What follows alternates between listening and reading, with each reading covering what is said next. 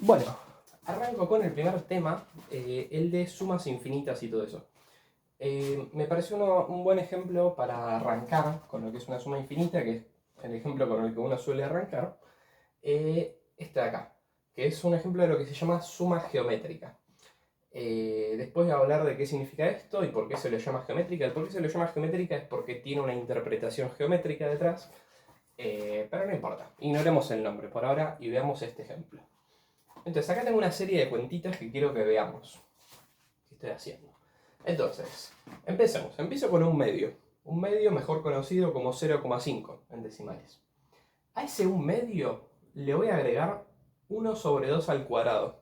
O sea, un cuarto, básicamente. Bueno, hacemos un medio más un cuarto, da 0,75. Esto de acá. Bien, a esta cuenta que hicimos, que nos dio 0,75, le vamos a agregar 1 sobre 2 al cubo.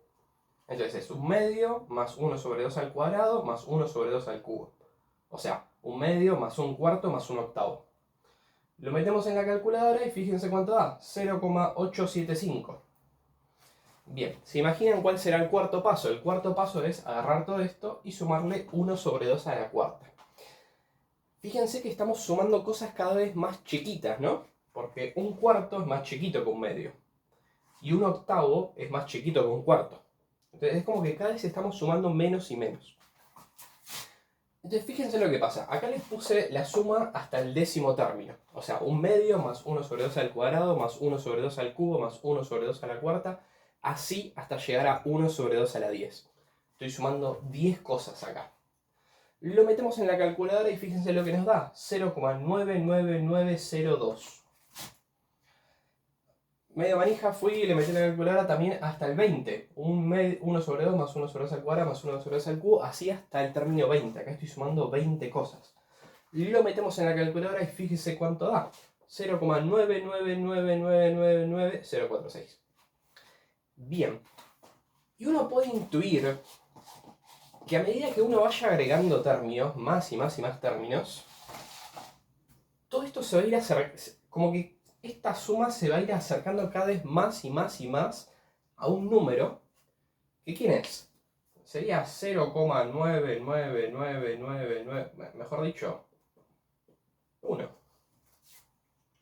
Toda esta suma que estamos haciendo, 1 sobre 2 más 1 sobre 2 al cuadrado más 1 sobre 2 al cubo, a medida que le agregamos términos, se va a ir acercando cada vez más y más al número 1. Y entonces lo que vamos a decir es que esta suma infinita da 1. Eso es lo que significa, así definimos. Una suma infinita nos referimos al número al que se va aproximando esta suma a medida que le vamos agregando términos. Entonces, a medida que le vamos agregando términos, esta suma se va acercando al 1. Entonces vamos a decir que esta suma infinita da 1. ¿Y cómo los convenzo de que esto es cierto, no? Y hay un argumento bastante bonito, bastante simple de por qué esto es cierto. Imagínense que tenemos un segmento que mide 1 centímetro. Ponele. Acá viene el nombre suma geométrica. Fíjense que el argumento que vamos a dar para probar que esta suma se acerca a 1, o sea, eso es lo que voy a probar. Lo que voy a probar es que esta suma se acerca cada vez más y más a 1. Voy a dar un argumento de por qué esto es cierto. Y es importante dar un argumento, porque si no, esto capaz que se acerca a 0,999999 y después en el 89avo 9 me aparece un 2. Y en realidad no se acercaba al 1, se acercaba a otro número. Bueno, entonces hay que probarlo. No es obvio que se acerca al 1. Hay que dar un argumento de por qué se acerca al 1 y no a otro número. Entonces voy a dar ese argumento, que es un argumento geométrico. Bien, supónganse que tenemos un segmento de 1 centímetro. La historia original es una persona corriendo, ponele que 1 metro. Y lo que hace la persona es primero recorrer la mitad del camino. ¿Cuánto recorrió? Medio metro. Un medio de metro. 0,5 metros, si quiere. Bien. Después de recorrer la mitad, a nuestro deportista que está corriendo esta maratón de 1 metro, lo vamos a hacer O sea, es como medio vago y siempre recorre la mitad de los recorridos. ¿Tiene 1 metro que recorrer? Bueno, recorre 1 medio. Ahora nuestro deportista está acá. Le queda 1 medio por recorrer, ¿no? Bueno, va a ser la mitad. Va a ir hasta acá. ¿Cuánto mide esto? Y fíjense que esto es la mitad de la mitad. ¿Cuánto es la mitad de la mitad? 1/4. 1/4 de metro. O sea, hasta el momento recorrió 1/2 metro más 1/4 de metro. En el siguiente paso le queda por recorrer 1/4 de metro. Y lo que va a hacer es de nuevo, va a recorrer la mitad. ¿Cuál es la mitad de la mitad de la mitad? 1/8, mejor conocido como 1 sobre 2 al cubo. Entonces esto va a medir 1 sobre 2 al cubo. Y también va a recorrer eso. Y seguimos con este proceso. Agarramos este segmentito que va a medir 1/16, lo partimos a la mitad y recorre esto. 1 sobre 2 a la cuarta. Y lo partimos a la mitad y así y así. Fíjense que la cantidad que va recorriendo nuestro deportista se acerca cada vez más y más a 1. Primero recorrió 1/2 metro, después recorrió 1/4 de metro, o sea, 1/2 metro más 1/4, después 1/2 metro más 1/4 más 1/8, y cada vez nos vamos acercando más y más a la meta, ¿no? Es como que en el infinito tenderíamos a llegar a la meta. Y la meta es 1 metro, o sea que en el infinito vamos a haber recorrido 1 metro. No sé si es muy convincente este argumento, no lo narré de la mejor forma, pero estoy seguro que hay un montón de videos en YouTube. Esto se lo conoce como la paradoja de Zenón, creo que se llamaba. Paradox. Siempre busquen en inglés las cosas. Y bueno, lo importante es que ahora entienden, espero, lo que significa una suma infinita, más o menos. A ver si no se me toca la pucha. Bueno, no pasa nada, no pasa nada. Ahí va. Que tengo que chequear que no me deje de grabar, porque a veces me deja de grabar de por sí. Hay una fórmula más general para todo esto.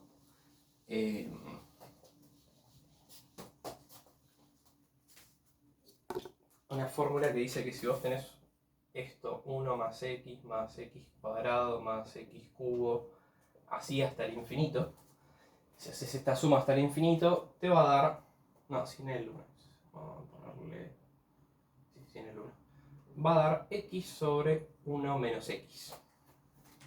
Por ejemplo, en nuestro caso, x era 1 medio, entonces 1 medio más 1 medio al cuadrado, que fíjense, distribuye la potencia y me queda 1 sobre 2 al cuadrado, más 1 sobre 2 al cubo, que de nuevo distribuye la potencia y me queda 1 sobre 2 al cubo, así hasta el infinito.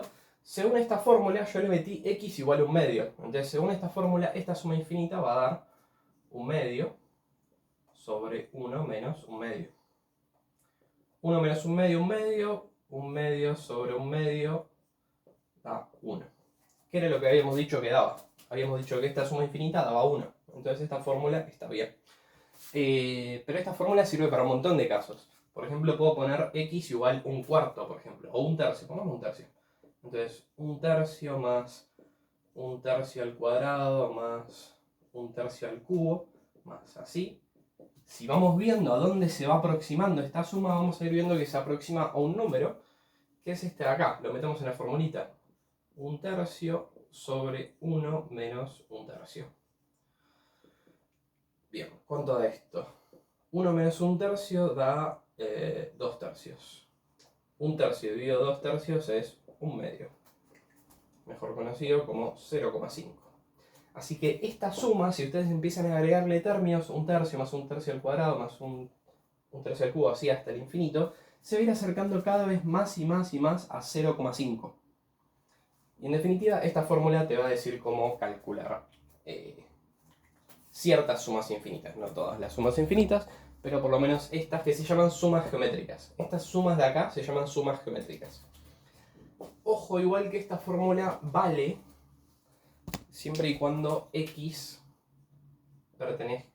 esté entre menos 1 y 1. ¿Por qué? Porque si le doy un x grande, por ejemplo, entre paréntesis. Si le doy, por ejemplo, fíjense qué pasa si le doy x igual a 2. Y lo meto en esta suma. ¿Qué me va a dar? Hago un paréntesis. Me queda 2 más 2 al cuadrado más 2 al cubo más 2 a la cuarta. Así. Es como que estoy sumando cosas cada vez más grandes. O sea, la razón por la que esta suma convergía a algo es porque estoy sumando cositas cada vez más chiquitas.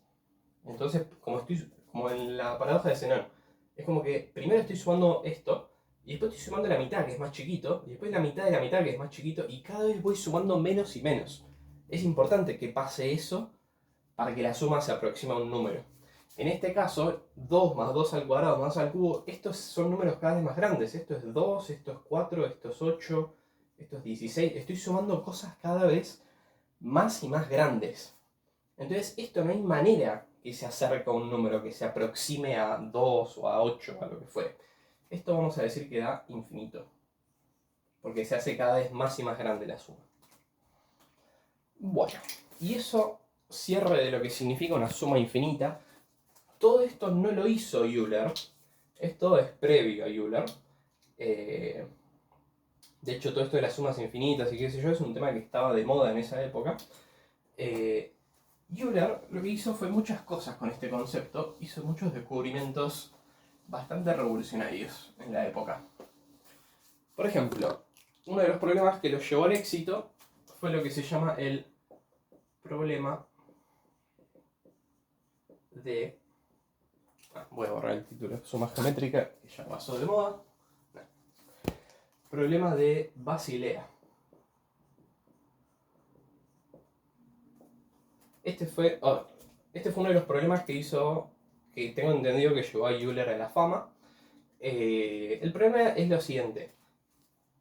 Consideren esta suma.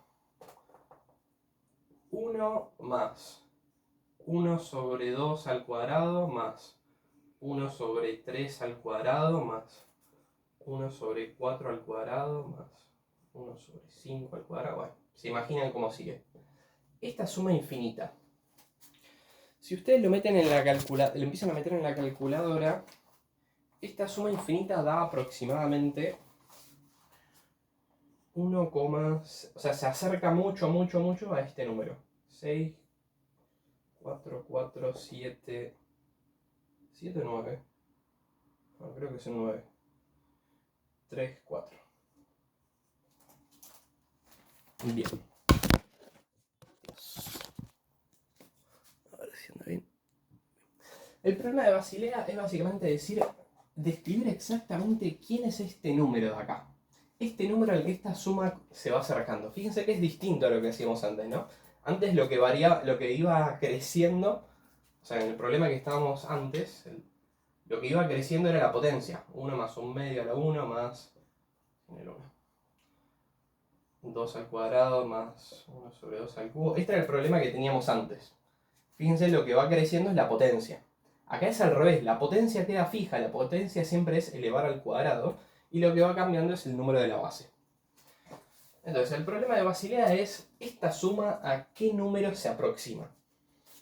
Y Euler dio una respuesta brillante, hermosa y bizarra al mismo tiempo, que lo que dijo es que esta suma, este número de acá, al que se aproxima, no es nada más y nada menos que pi al cuadrado sobre 6. Es bizarro.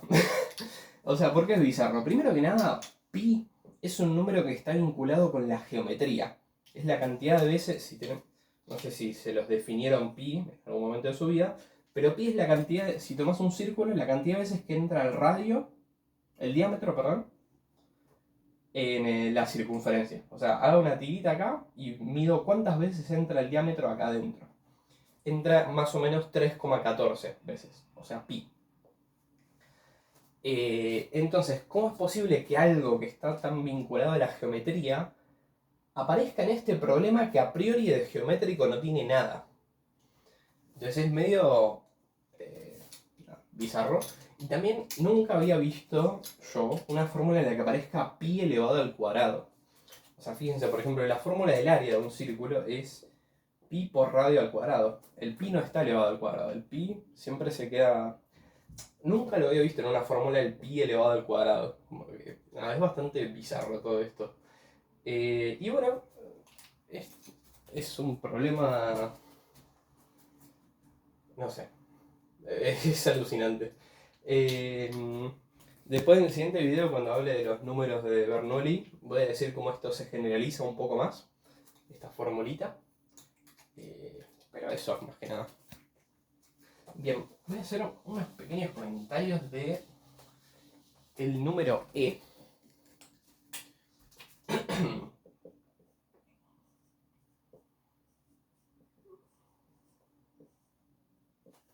Que es un número como pi. O sea, E se lo define el número E como el límite de esta suma. 1 más 1 sobre 1 por 2 más 1 sobre 1 por 2 por 3 más 1 sobre 1 por 2 por 3 por 4 más así siguiendo. O sea, el siguiente término es 1 sobre 1 por 2 por 3 por 4 por 5. Esta suma se va acercando mucho a un número que es aproximadamente, lo pongo acá, sí, 2,718, y tiene más dígitos pero no me alcanza el espacio, y ese número se lo llama E, el número de Euler. La E es por exponencial, tiene que ver con exponencial, no es por Euler, pero bueno, quedó una coincidencia histórica que está buena. Y este número es importantísimo por muchas razones, pero va a estar un poquito difícil decirlo. O sea, este número en realidad surge, creo que históricamente, de lo que llamamos interés compuesto.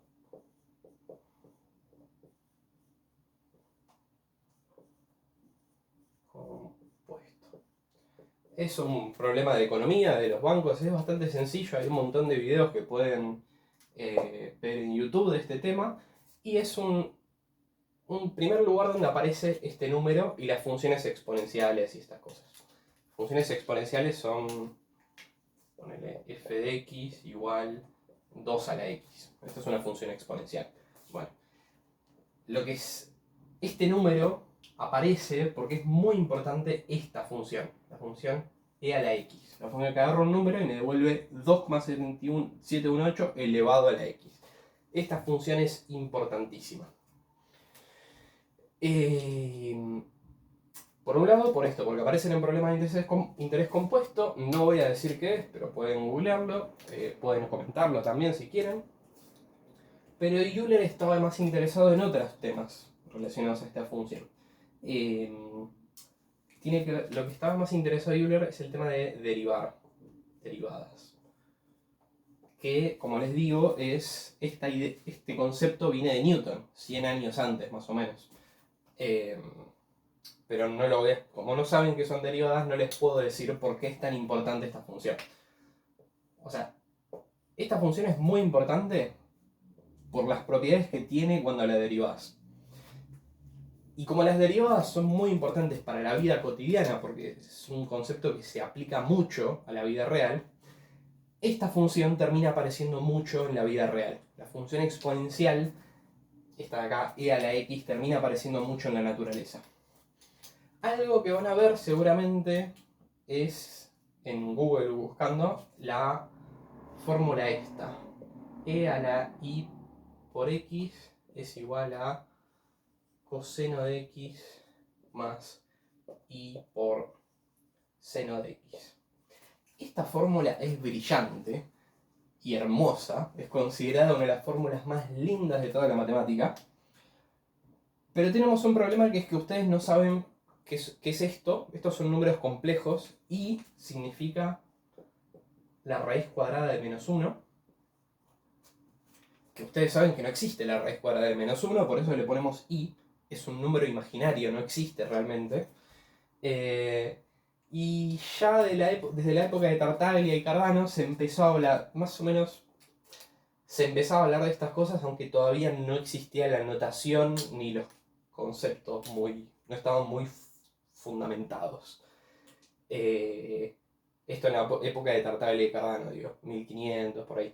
Ahora ya en la época de Euler ya estaba un poquito más formalizado. Euler popularizó bastante este tema de los números complejos, lo investigó bastante y lleva esta fórmula muy hermosa que me dice que e elevado a un número imaginario por un número real lo puedo calcular usando funciones trigonométricas. Que también es otra fórmula bizarra de Euler. Euler hacía todas cosas bizarrísimas, pero no es que las inventaba. Es la misma matemática la que decide que esto sea cierto. Bien, no voy a decir por qué esto es cierto ni qué significa, pero está bueno y tiene consecuencias bastante interesantes. Por ejemplo, hay una consecuencia que dice que e a la pi es igual a menos 1. Algo que no dije es que coseno de x, acuérdense, a x le estoy metiendo ángulos. Acá los ángulos los medimos en radianes, que no importa qué son, pero no importa. Entonces por eso aparece pi acá.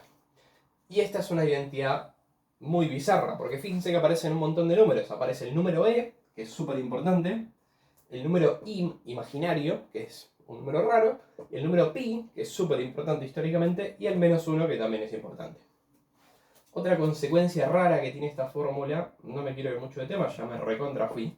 Si hacemos i a la i, o sea, raíz cuadrada de menos 1 elevado a la raíz cuadrada de menos 1, bizarro por donde se lo mire, no tiene ningún tipo de sentido esta cuenta, pero usando esta fórmula y haciendo un par de truquitos, uno puede llegar a que esto es igual a e a la menos pi medios. Que no tengo calculadora a mano, pero esto es un número real. Tipo, esto es como si te dijese 3,21, no sé. Estoy inventando. Métanlo en la calculadora esto y fíjense cuánto da. Pero es bizarrísimo que un número imaginario, el número imaginario elevado a un número imaginario da un número real. Cosas bizarras de Euler, básicamente. Me fui un poquito del tema con el tema de sumas infinitas, así que voy a volver si encuentro el borrador. ¿Dónde dejé el borrador? Voy a tener que borrar con la mano. ¿Dónde lo dejé? Bueno, acá está. El último tema que quiero hablar en esta parte del video, que espero que siga grabando, ahora voy a chequear. Sigue grabando, vamos a lo pido. Otra fórmula bastante bizarra y extraña.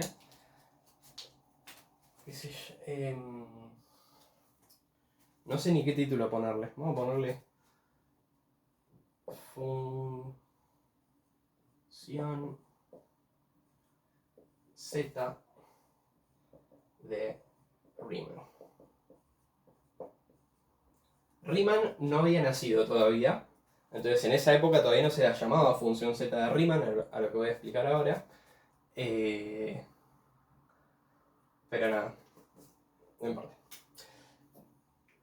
A veces le llaman función de Riemann-Euler, porque también Euler hizo muchos descubrimientos respecto a esta función y Euler vino antes que Riemann.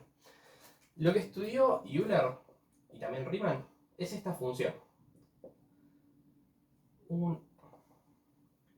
1 más 1 sobre 2 a la x más 1 sobre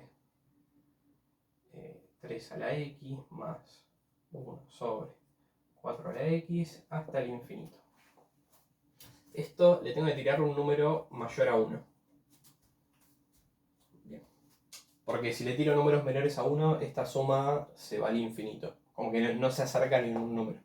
Si yo le tiro un número x, lo reemplazo acá x por un número mayor a 1, toda esta suma se va a ir aproximando a algún número, no sabemos cuál. Y nada, esta es lo que se llama la función z de Riemann. Fíjense que lo que acabamos de probar antes, el problema de Basilea, me está diciendo que f de 2 es pi al cuadrado sobre 6. O sea, cuando yo reemplazo 2 acá, x lo reemplazo por 2, obtenemos la suma del problema de Basilea, que Euler nos decía que daba pi al cuadrado sobre 6. Bien. Euler demostró algo también muy bizarro, muy brillante de esta función, que es que toda esta suma infinita da lo mismo que el siguiente producto infinito, que lo tengo anotado acá por las dudas. 1 sobre 1 menos 2 a la x por 1 sobre 1 menos 3 a la x por 1 sobre 1 menos 5 a la x. O sea, acá me voy a ir moviendo sobre los números primos, que también es brillante y bizarro esto. 1 menos 7 a la x. ¿Cuál es el siguiente número primo? 11. 1 sobre 1 menos 11 a la x. Y así hasta el infinito. O sea, voy a ir multiplicando cada vez más y más términos. Lo que dice Euler es que no importa qué número de x pongas acá y acá, esta suma se va a ir aproximando al mismo número al que se aproxima este producto de acá. O sea, esta suma infinita es igual a este producto infinito. Lo cual también es bizarrísimo. ¿Por qué? Porque esto me está haciendo una gran conexión entre esta suma, esta función, con los números primos. O sea, me está vinculando esta cosa, que a priori es bastante inocente, con algo relacionado con los números primos. De hecho, hay un tema, la razón por la que se llama función 7 de Riemann es porque, entre muchas de las investigaciones que hizo el señor Riemann, fue algo que se llamó la hipótesis de Riemann. No hace falta que lo googleen esto, porque dudo que lo entiendan.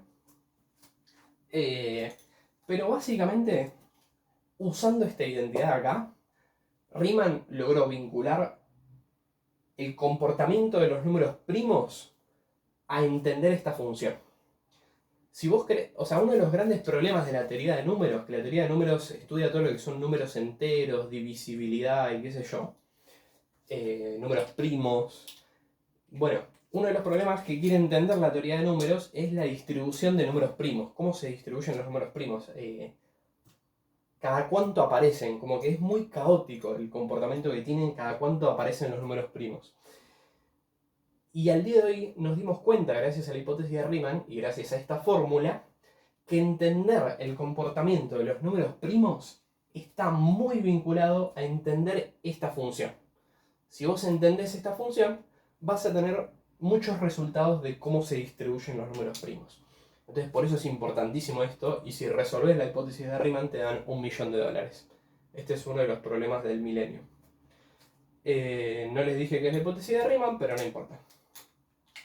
Bien, el video me está quedando larguísimo. Yo originalmente quería hacerles una prueba, una demostración de por qué pasa esto. Pero el video... Porque la demostración que dio Euler es bastante simple. Pero el video ya me está quedando muy largo, creo. Y todavía me falta la parte 2. A ver cuánto vamos.